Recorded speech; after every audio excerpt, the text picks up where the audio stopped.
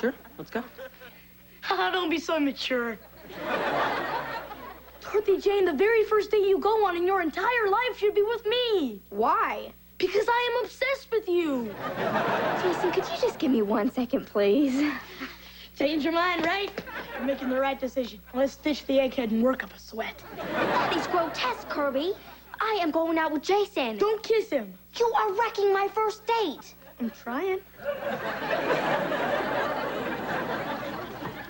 Dorothy Jane, wait just a second. Oh, this isn't embarrassing at all. This is a special occasion, Dorothy Jane. This isn't some soda date or bowling date. This is your first official nighttime date. And I want you to have a great time on it. Mom, I have a great time on yours, too. Oh, yeah.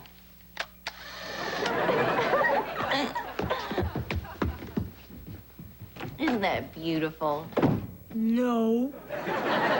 Kirby, you know it isn't because Dorothy Jane doesn't like you. Save your words, Miss Torkelson. I sense a deep depression coming on. Now get some water.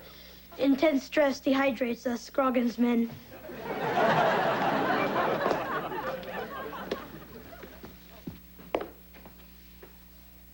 Mama's really going out tonight? Uh-huh. And a man's gonna come to the door who isn't Daddy, and he's gonna take Mom out. You be able to handle that? I'll try. I'll try really hard. 'Cause this is real important to Mama, Mary Sue. You don't want to upset her.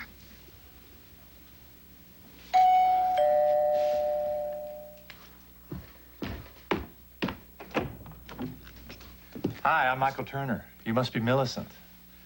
You're just as pretty as Kitty Drysdale said you were. Did she tell you I have 5 children? I have 5 children. You still want to go through with it? Yes, I want to go through with this. Okay, love pupils, I'm here to sit on the babies just like I promised. Is Dateless out with her, young swain? Thanks anyway, Kitty, but Border Hodges offered to sit with the children while I go out. Okay, then. You two are next out the door. Have a nice night. Go. Get on out of here. You can't date my Mama. You're not my Daddy.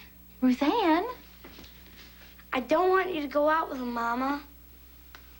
I just don't. Mama?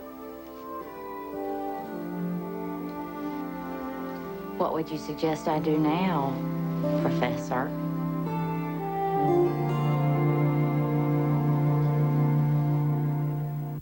Ruthann, honey, I never realized this would upset you so much. Neither did I. I'm sorry, Mama. I know you want to go out, but I don't want you to. I didn't know it bothered me so much until just now. Until I actually saw him. Excuse me, Millicent? Oh, great. He's calling her by her first name. What's next? The honeymoon? Look, I understand this is all kind of new. So if it's that upsetting, maybe we shouldn't go out. Oh, maybe you're right. This may not be the best evening for our date. Well, actually, I didn't mean that we shouldn't still have our date. I just meant maybe we should stay here with the kids. I like kids. And that way your mama won't be going out and leaving you, and you can decide if you like me.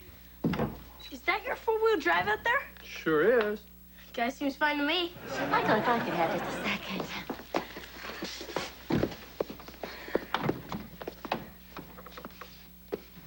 Ruthann, I guess it'd be okay if you didn't leave the house. how am I supposed to have a date in my own house? And what am I supposed to do with all of you? Who wants to hear about my strangest love call?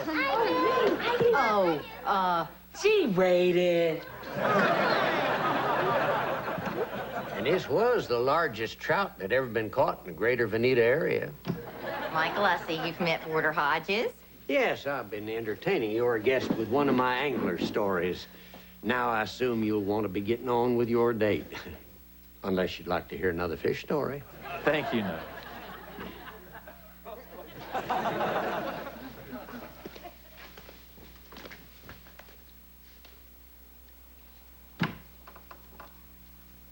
So, I guess you must be hungry, seeing as how we were going to dinner and now we're not.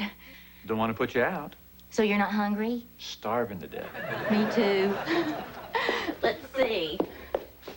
We got turkey or bologna. Ooh, or peanut butter and jelly swirl, which is peanut butter and jelly in the same jar, which is a favorite of my little daughter, Mary Sue's. Which explains the doll head she left inside the jar. Turkey. Me too.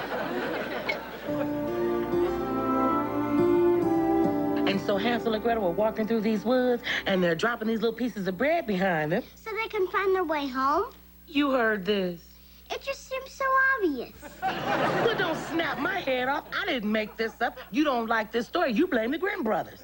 Okay, so what happened next? All right, so they're dropping this bread behind them. And What kind of bread was it? Peter? Haven't you ever heard of Peter and the Wolf? I don't believe you. All right, fine. Give me another child. There's another child. How you doing, Ruth Ann? You still mad at Kitty for helping your mama meet somebody? I don't know. What don't you know? I don't know how my mama can fall in love with somebody else and still love me as much, okay? Okay. Do you know what infinite means? Yes. What? It's a car. Infinite means it never ends. There's always enough. And love is infinite. Your mama's gonna love you forever, no matter who she meets. Understand? It's also a car. Well, if I may say so, you certainly have a way with the children. Well, thank you, darling. Children are my favorite life form. But the truth is, I never was blessed with children of my own. You never had any. Yeah, I'm sorry to hear that.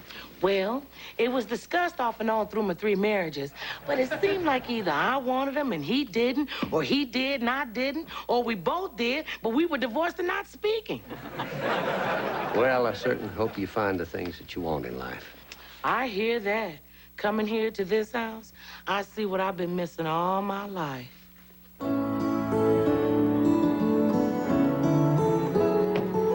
Thanks, Jason. I had a really nice time. No, you didn't. Neither one of us did. You know, that's the first thing you've analyzed all night that I've agreed with. Look, the dating thing is new to both of us, and I'm sure statistically there are moments of awkward silence on a lot of first dates. Well, I didn't mind the silence. It was when you talked that I knew I was having a miserable time. Me too. Let's never do this again. Well, thanks for walking me home. Yeah, I was on the way. Good night. Can I kiss you anyway so I could tell my friends? You kiss him, I'll jump. Kirby Squaggins, what are you doing up there in that tree house? Hello again, Dorothy Jane. Or perhaps more to the point, goodbye. This guy's a joke. Shut up, Jason. Yeah, shut up, Jason. Shut up, Kirby. I saw that coming. Doesn't mean I don't get my kiss. Go home. Yeah, I'm going. Hey, Scroggins, Yeah? just do it.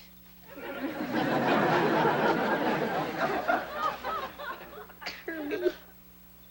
Don't you feel just slightly dumb up there with Chucky Lee's toy truck strapped to you? It's steel. I needed the weight. Wouldn't you feel even dumber if you jumped and all you did was break your legs or arms or something? Would you take pity on me? That was Jason. The guy doesn't snore, right? Okay, yeah. He's the most boring guy I've ever known. All I kept thinking was, if it's gonna be this dull, I might as well have gone out with you. Are you serious? Yeah, I actually had that thought.